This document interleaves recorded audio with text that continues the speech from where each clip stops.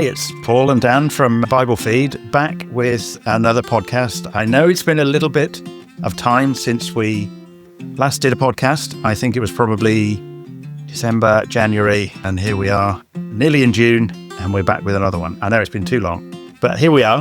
What we're going to do in our podcast in this episode is to pick apart one or two verses in the Gospel of John. Now, we've done an overview of the Gospel of John a little while ago, and we highlighted the unique language that is used in the Gospel of John. And I think we highlighted the grand opening passage of John 1. And I think we likened it to a piece of music by Richard Strauss that forms the backdrop to the opening sequence of 2001: A Space Odyssey. I'm not quite sure how successful we were in making that connection. It's got the 7 signs in it. And we did touch on some phrases in the Gospel, but it was an overview of the book, so we didn't really look in depth. But that's what we're going to do now. There are many famous verses in John's Gospel, but we're going to home in on one of the most famous verses in John's Gospel. It's in John chapter 14, and it contains this phrase, "In my Father's house are many mansions." Dan, welcome.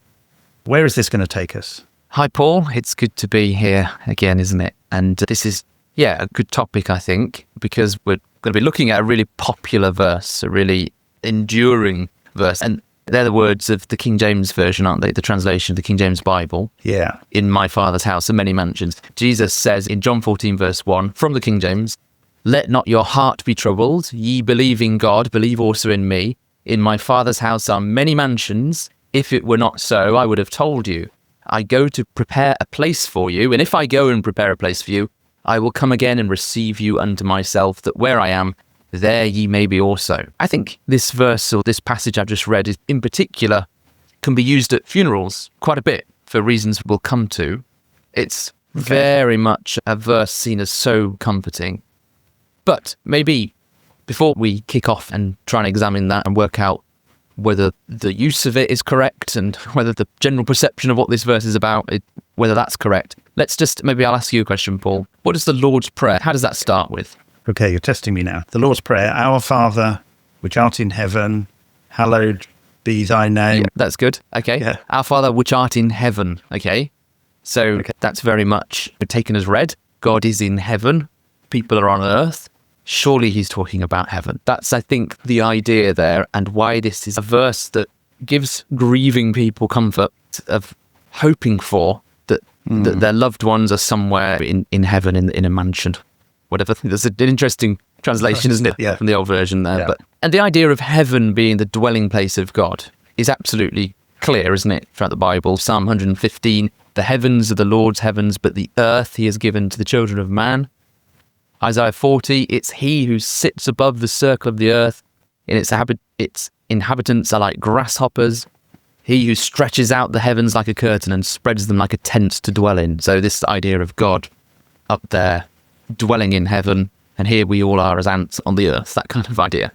Yeah, and so that you can see why that is a comforting verse that might be used in the context of something like a funeral. It's a verse about the comfort, about those that have died, going to be with Jesus in heaven. That's it, isn't it? It's as simple as that. Yeah, we can find this interpretation probably in any kind of commentary on John or anything that discusses John's Gospel. For example, James Montgomery Boyce, in a book, Foundations of the Christian Faith, says the first few verses of John 14 are among the most popular in the Bible. So, reinforcing what we've just said. They speak about heaven, but the reason for their popularity is not that they reveal details about heaven or even about life beyond the grave. So he's saying there isn't really much detail about it. But carry on, later in the paragraph he says, "Why is John 14 so popular? The answer is probably because of the warm image that is found there. Heaven is a home. We need a home. We long for a home. Jesus calmly told his troubled disciples that we have one." And he talks about Jesus preparing a home for us in heaven. So that's just one example. And even if you look up in the Lexham Bible Dictionary, the entry under Father's house, it says in the New Testament, it refers figuratively to the Jerusalem temple or paradise. And that's where it says John 14, verse 2. So that uses that as a basis there, though it can refer to a family residence as well. So there we go. Okay, so there's a couple of commentaries there and definitions from different sources, but scholars of the Bible, let's take them seriously, But we've looked at topics before, and on some occasions we have come to different conclusions from what might be the mainstream interpretation of verses. So we've, for example, done episodes on the soul, and we've also looked at phrases like the kingdom of heaven. We looked at that when we did a series on Matthew's gospel, because Matthew uses that phrase repeatedly in his gospel. And the conclusions that we came to, that these concepts of a soul or the kingdom of heaven, that wasn't really teaching. The biblical teaching wasn't about a literal soul going to heaven when you die kind of doctrine. And I think we quoted a number of other scholars, Bible scholars, in support of that view, that it's not teaching the idea of a soul that goes to heaven when you die. But here we've got these verses in John chapter 14, which are often being used to think about that sort of concept of where we go when we die, going to heaven, Jesus preparing a place in heaven, and people going there to be with him, to be home with him in heaven when they die. Do we need to rethink and just step back and think about the conclusions that we drew before? Well, it's always good to rethink, isn't it? It's always good to be continually looking at, and that's the definition of an open mind. So yeah, let's examine this and see if it is talking about going to heaven. See if it is about that. So if we're going to try and understand it, Paul, what would we do? If we're looking at a verse, if we want to study it, to try and make sure we understand what it means, what would we do? Context is king. I think we may have said on a few of these before. So certainly we look at the context and look at what came before these verses and what comes after. And we'd maybe think a little bit about any terms in there that are relevant to the ancient culture in the first century. How does that fit into the wider sequence of ideas in the book or the section of writing that we're dealing with? Yeah, absolutely. So let's do that then. And first of all, let's just look in the text immediately. It's that simple, isn't it? Let's just do that. But it's available to everyone, and that's the thing, isn't it? So it's a bit of time, and we've got to check our biases and all that kind of thing. Yeah. But it is there, ready and available to you. Chapter 13 is just there. So let's look back, and in the immediate context, where is John 14 in the context of what's happening? Where is Jesus? What's he saying? Who's he talking to? When we did the overview, I think we divided it more or less into two sections. We had chapters, the introduction, and then chapters 1 to 12, I think, were the piece with the 7 signs in, and it had the raising of Lazarus. And then this section, kind of 13 to about 17, is a lot of it's the words of Jesus. And a lot of it's actually in the upper room. It's either in the upper room where he has the meal with his disciples, or on the way out to the Garden of Gethsemane. Yeah. So somewhere upper room, or that's right, on the way out. Yeah, so I think he's in the upper room still here. Yeah. And he's talking to his disciples, and it literally is the night before he's about to be crucified and killed. Yeah. That's something he knows is coming. That's what's going to happen to him. He knows he's going to his death. That's important, I think, to remember. We've just read in the verses in chapter 14, it talks about, I'm going somewhere. If I go to prepare a place. And that's an interesting idea, isn't it? I'm going. We know he's literally going to go off and die. So let's just back at some of these verses here in John 13. Jesus says, verse 31, now is the Son of Man glorified, and God is glorified in him. Verse 33, little children, yet a little while I am with you. You will seek me, and just as I said to the Jews, so now I also say to you, where I am going, you cannot come. So there you go. He's talking in the context about going away. And what is it that what is it about? Verse 36, Simon Peter says, he asks that very question, Lord, where are you going? Jesus answered him, where I am going, you cannot follow me now, but you will follow afterward. So what's he talking about there? Verse 37, Peter said, Lord, why can I not follow you now? I will lay down my life for you. And there's the kind of bitter irony there, isn't it? Because this is precisely what Jesus means. He knows he's going to his death, and he knows that Peter cannot follow him. But literally, he will turn and run away. He'll deny him and go away. And he says, with the greatest of courage and just faith, that he wants to serve Jesus in that moment. And it was wonderful. But the sad thing is he turns in that crucial moment and will deny Jesus. So verse 38, Jesus answered, Will you lay down your life for me? Truly I say to you, the rooster will not crow till you have denied me 3 times. Let not your hearts be troubled. Believe in God, believe also in me. In my Father's house are many rooms. If it were not so, would I have told you that I go to prepare a place for you?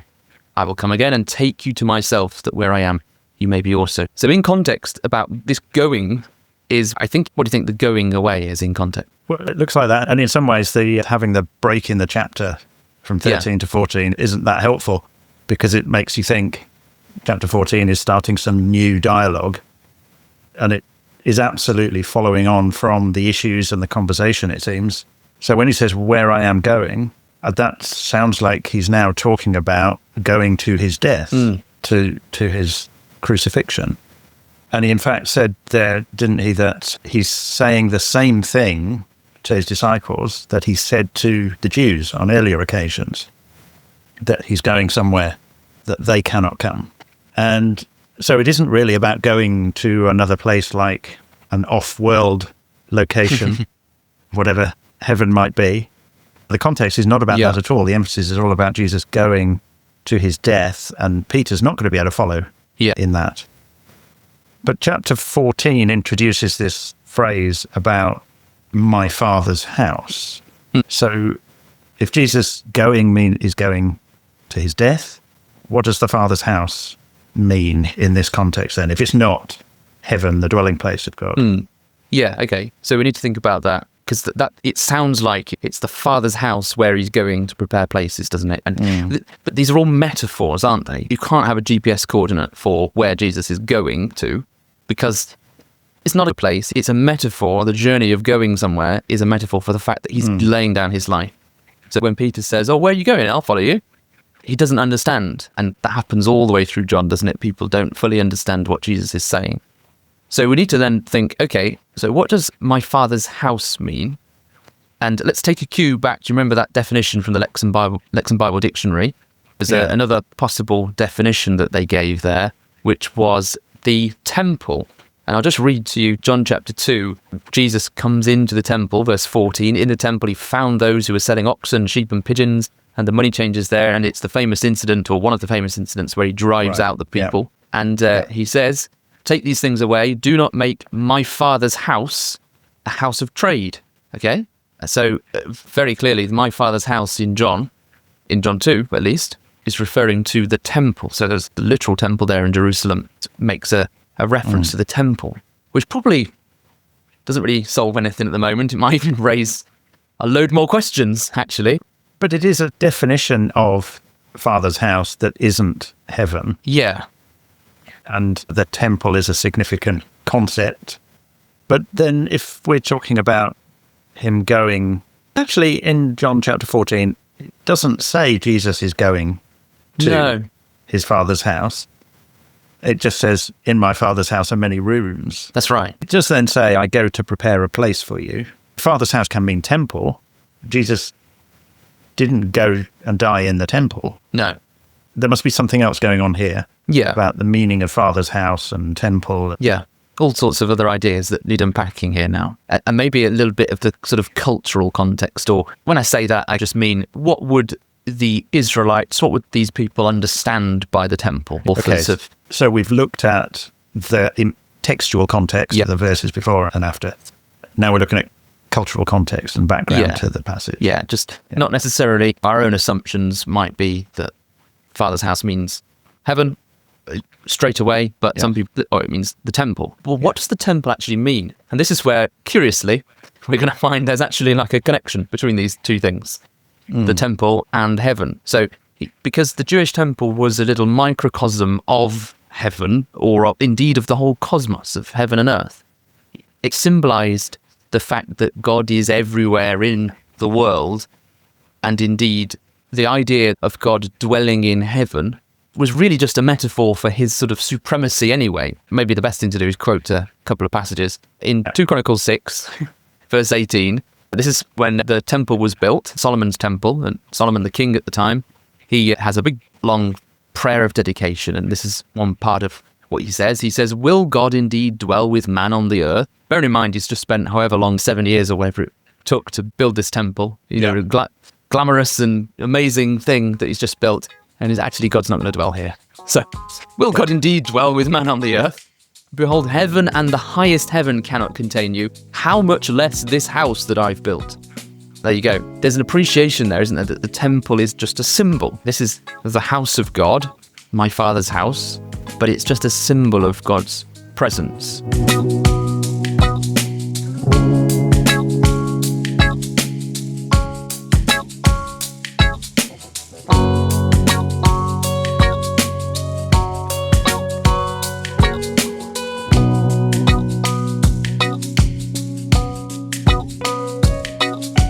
There's another really interesting passage in Isaiah chapter 66. So this is the last chapter in the big prophecy of Isaiah. So Isaiah says, "Thus says the Lord, heaven is my throne, and the earth is my footstool. What is the house that you would build for me, and what is the place of my rest? All these things my hand has made, and so all these things came to be, declares the Lord." So here again, heaven is my throne. That's where God dwells. Okay. The earth is my footstool. What is the house that you would build for me? So you've got this almost tension in the Jewish understanding here of building these temples, or building a temple, the one temple in Jerusalem, which is the house of God.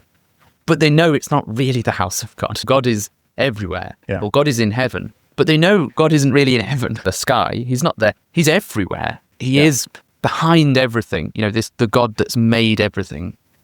So that's this kind of tension here. And the interesting thing here is we've got a link between something that might be a bit surprising. Isaiah says, God says through Isaiah, all these things my hand has made, and so all these things came to be. So you can't just build a house for me.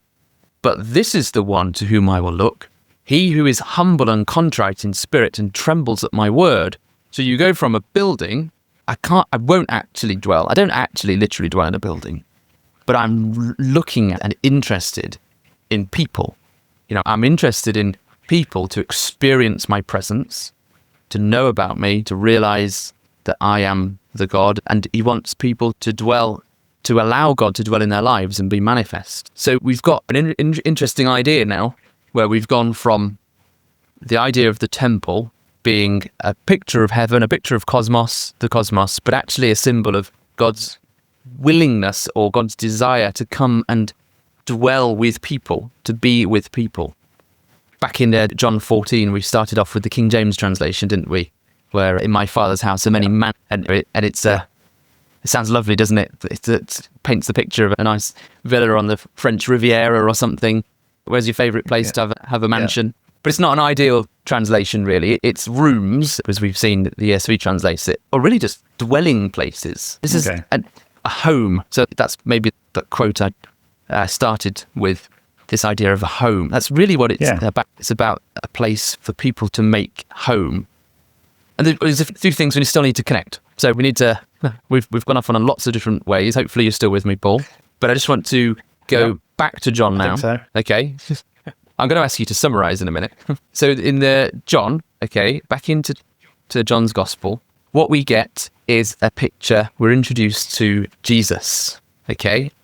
In John chapter 1, verse 14, the Word became flesh and dwelt among us.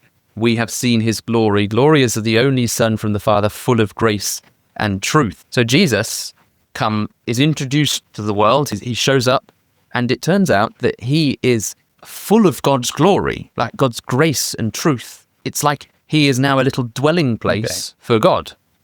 And remember, Isaiah says, really he's interested in the people who tremble at my word, who basically see the authority in God's word, and they're humble and so on. Jesus was like that, a little walking temple, a little walking human who showed God's glory, who showed God's presence in his life. And finally, let's go back to John chapter 2, And this is where Jesus said about my Father's house. Take these things away. Throwing out the money changers. That's right. And so on. My Father's house, do not make my Father's house a house of trade, And the Jews were a bit upset by this, so they say, what sign do you show us for doing these things? Jesus answered them, destroy this temple, and in 3 days I will raise it up. And the Jews are a bit outraged by that, as you can understand, because it's taken 46 years to build this temple, and will you raise it up in 3 days, they say. And here's the crunch, verse 21, but he was speaking about the temple of his body. When therefore he was raised from the dead, his disciples remembered he said this, and they believed the scripture and the word that Jesus had spoken. So, mind blown currently, maybe. Lots of different things which we need to just pull together, and hopefully, Paul, you might be able to summarize. Yeah. And maybe we're following a little bit the journey of the disciples of Jesus as well. Yeah. Here's this account of what Jesus did, and they saw this, and he was talking about raising it up in 3 days. But then that verse 21 that you've just read from John 2 is a comment afterwards. But Jesus was speaking about the temple of his body. We didn't realize it at the time, but now we get it after Jesus has died and raised. And when therefore he was raised from the dead, his disciples remembered that he had said this, and they believed. So you want me to summarize now? So Jesus, when he's talking about going, he's talking about his death, which was about to happen just on the following day. And at that point, the disciples don't really understand what's about to take place, what momentous events are about to take place. They've not really got an idea of what Jesus means at this stage. Or they're like Peter, who's saying, I will go to death with you, as well as perhaps he's in a little bit of a revolutionary kind of mindset and thinking along those lines. But what Jesus knows is that he is the only one, because he is this embodiment of the grace and truth and the character of God, being the Son of God, that he's the one that will lay down his life. And no one else can do it. Therefore, Peter, no one else can go to that death that Jesus is about to go to. Where I go, you cannot come. So he does then need to come again in order to be with them again. And that, from that passage in John chapter 2 there, it's after he was raised from the dead. They understood this, and he came again. He appeared to them again after his resurrection. And after, whatever this means, after he's gone to that death and resurrection and prepared places for people in rooms in this Father's house, like temple of people thing, concept. How am I doing? I think pretty good. Okay. I think we're showcasing the Gospel of John and its depth very well by fumbling our way through it. Yeah, good. So in going to his death, that metaphorically prepares many dwelling places, is what he said, places for people to dwell. And it seems like those places that people can now dwell in because of what Jesus has done, give them the same kind of dwelling in the presence of God that Jesus experienced. And it comes up later in the New Testament writings, doesn't it, about people being in Christ and being part of. In fact, Paul writes to communities of believers in different places and says, you are the temple of the living God. They're people where God's presence and through Jesus and God is dwelling there. And somehow, Jesus going to the place that no one else could go to his death, facilitates many other people to come to that relationship with God, to experience the grace and truth of God and be with him. Yeah, that's pretty good. I think what we'd be asked to do is look at it not with that kind of literal mindset, because that's where everyone through John keeps misunderstanding Jesus, don't they? That when Jesus says certain things, he says, I and the Father are one. And people are like, what? And then he has to explain. Yeah. We've done an episode on that. Yeah. There's other things he says. So here he says, I'm going and you can't come. And they're like, what? Where are we? Surely we can just follow you. And he's talking on another level. So it's tuning into that level. Yeah. Destroy this temple and I'll raise it in 3 days. How can you do that?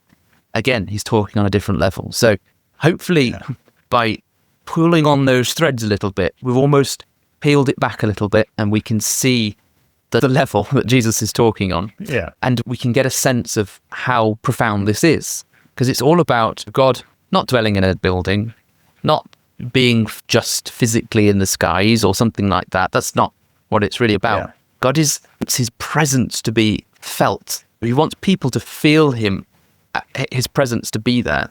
Yeah. And as I was summarizing, that's the kind of thing the kind of phrases I was using about people being able to experience something, a relationship in the presence of God, grace and truth. So what does that feel like? Yeah. When somebody has that, do they look different? Well, what is that? And again, it might be really hard to say. It'll communicate. You're not going to look different or anything like that. But maybe just looking at towards the end of the chapter again, Jesus says something else in chapter 14 and 20. Let's read verse 21. Whoever has my commandments and keeps them, he it is who loves me, and he who loves me will be loved by my Father, and I will love him and manifest myself to him. Judas, not Iscariot, said to him, Lord, how is it that you will manifest yourself to us and not to the world? Jesus answered him. So he's just asking the question that I just asked. Exactly. There you go. Yeah. What is it? Excellent. And again, that should make us feel comforted. Yeah. People didn't get, the disciples didn't get it. Jesus is the riddler, isn't he? He's riddles. And then he said, if anyone loves me, he will keep my word, and my Father will love him, and we will come to him and make our home with him. And home there is the same Greek word as that word that's translated mansions or rooms earlier in the chapter. So that's very much about their lives there and then, isn't it? Sure. After Jesus had raised anyone, after that point, who loves him, keeps his word, then there's that home for someone. Yeah, that's right. For anyone. Yeah. And again, it might be hard to fully express in words what that is, other than the fact that this is about, as the whole of the Bible's about, a renewal of person, isn't it? A renewal of character. He wants people to manifest the love of God in their lives. What's it said about keeping my word and having the commandments and keeping them? This is about how you live your life practically day by day. Isaiah 66 we looked at. God was interested in the people who are humble and contrite and who tremble at the word of God. So again, they're moved by God's message. It changes them and they live out it in their lives. This is a really practical message for people. So in that sense, you could see a change in someone. They could look different. They could. Yeah. There's an appreciation of, I now have a place that I belong, that I'm at home in, if you like, in that relationship with God through Jesus, and start to do things differently, start to talk differently and approach the world differently. Yeah.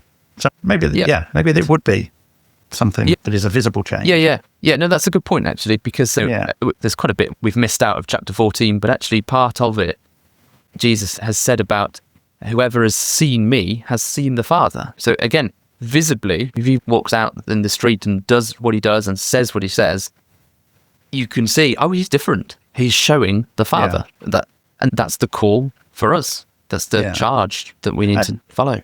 And actually, maybe there's another little bit in John's Gospel that speaks to that. When Jesus had this conversation with Nicodemus in John chapter 3, John talks about being born of water and born of the Spirit. And he says this being born of the Spirit is like the wind in the trees. You see the effect. The trees move, but you can't see the wind, but you see the effect of it. That seems a little bit like this, that someone who has responded in this way and to Jesus, what he's done in this relationship with God, something changes. You can't see what's changed them, but you can see the effect of it. Yeah, I think so. Okay. So Jesus in that, let's just go back to that chapter 14 and verse 1 and 2. Because Jesus said in there, if I go and prepare a place, I will come again.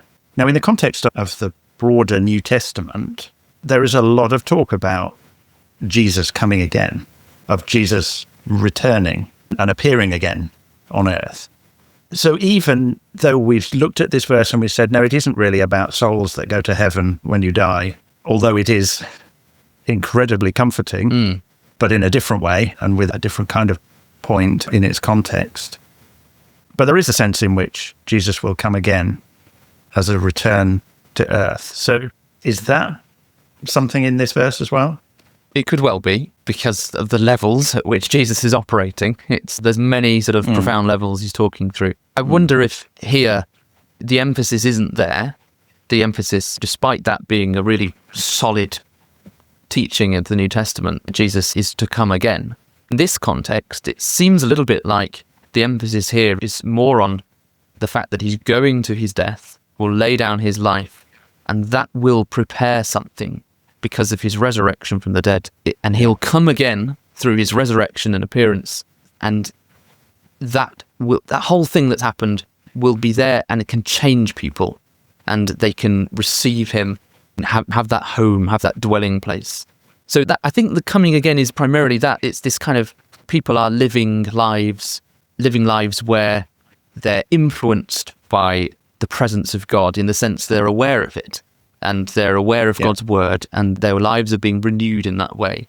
So they're living those lives, which are the lives that are characterized by that kingdom that will fill this world. When Jesus does come again, in that sense, when he talks, we could turn to somewhere like other parts of the New Testament, Thessalonians and all sorts, where Jesus is to come again, and then the world will be full of people living those sorts of lives. The amazing thing is, I think, in this passage, that it's not just a complete waiting game. Actually, there's a real wonderful opportunity for us right here, right now, to have and experience that and to live like it now. And that's not just a wonderful opportunity, a kind of real privilege and responsibility to know of Jesus and to live him in our lives and to show him to others. That's what it's all about. So yeah, maybe there's a sense there in that future coming, but I wonder if primarily the emphasis just in this passage specifically is about the coming after death, coming and returning to life. Okay, so we probably need to wrap up, but we have really just dived into these couple of verses, and it's taken us to some interesting places. And as we started, we talked about this is a verse that might frequently be used at funerals, but even if it's not really saying perhaps what the assumed meaning is in a funeral context, it is still something that Jesus is saying that is incredibly profound and comforting for life now and how we approach and view the world and our place in it, but also with that little hint of there's a time when Jesus comes again. And the resurrection itself is a portent of that hope of resurrection, whatever life might throw at us now. And so there are many rooms. There's room for anyone. It's not limited by a 36-bedroom mansion type idea. It's limitless in terms of who can listen and hear and believe and act on that and be part of this living temple that God is building. So thank you very much, Dan, for taking us through that. We will be back with further Bible Feed podcasts. Hopefully it won't take us another 5 or 6 months before we put the next one out. So thank you very much for listening, and we will be back soon. But in the meantime, take a look at biblefeed.org, the website, and look at our posts on Facebook and Instagram and wherever else we happen to appear. Great, thanks, Paul. Thank you and goodbye. Until next time.